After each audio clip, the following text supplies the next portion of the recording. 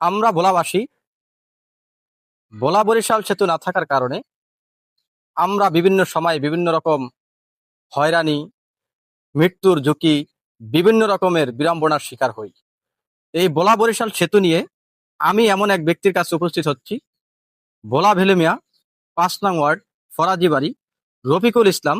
তার কাছে আমি হাজির হব, তার একটি হৃদয় বিদারক ঘটনা শুনবো তার মুখ থেকে।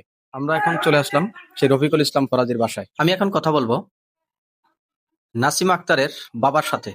আপনার নাম কি? আমার নাম মোহাম্মদ রফিকুল ইসলাম ফরাজি। আপনার ছোট মেয়ে মারা গেছে? জি। কিভাবে মারা গেল ওইটু ঘটনাটা আমাদেরকে খুলে বলেন তো। মেয়ে মারা গেছে 21 দিন হয়েছে। আমার মায়ের একটা সন্তান হয়েছে। 21 দিন পর হার্ট টেস্ট করছে। হার্ট টেস্ট করার পর আমরা ভোলা নিছি, ভোলা হসপিটাল ব্যবস্থা হয়েছে। তারপরে তারে বরিশাল নিচে অন্তে বরিশাল ভোলা যাইতে সেই কোনো পথ নাই, গাড়ি। দর্শক, এতক্ষণ আমরা নাসিম আক্তারের এই হৃদয় বিদারক ঘটনা তার বাবার মুখে শুনলাম। এখন আমরা চলে যাব তার যে দুটি সন্তান রেখে গেছে সেই সন্তানের কাছে। এখন কথা বলবো নাসিমার রেখে যাওয়া সেই দুই সন্তানের সাথে। তোমার নাম কি?